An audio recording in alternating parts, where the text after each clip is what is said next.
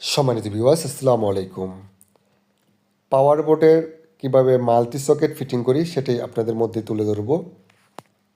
Click কোম্পানির নতুন মডেলের একটি মাল্টি সকেট। আপনারা ভিডিওটা সম্পূর্ণ দেখলে নিজেদের বাড়িতে মাল্টি সকেট ফিটিংয়ের কাজ করতে পারবেন।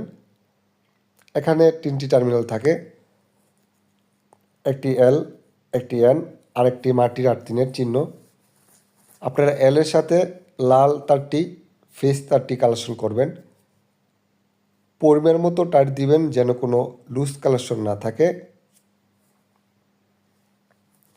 এন লেখা যেই টার্মিনালটি, এটার মধ্যে আপনারা নিউট্রাল তারটি, কালো তারটি কালেকশন করবেন।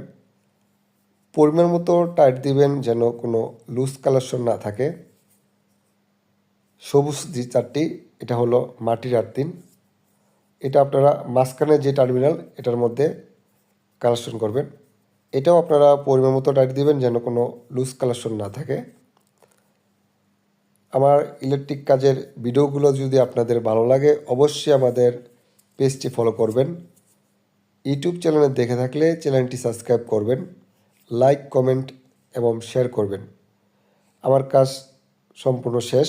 এখন আমি বোর্ড ফিটিংয়ের কাজটি করছি। 2টি স্ক্রুপ লাগে, 2টি স্ক্রুপ আপনারা বোর্ডের সাথে কালেকশন করে নেবেন। এইভাবে আমি কাজটি সম্পূর্ণ করলাম।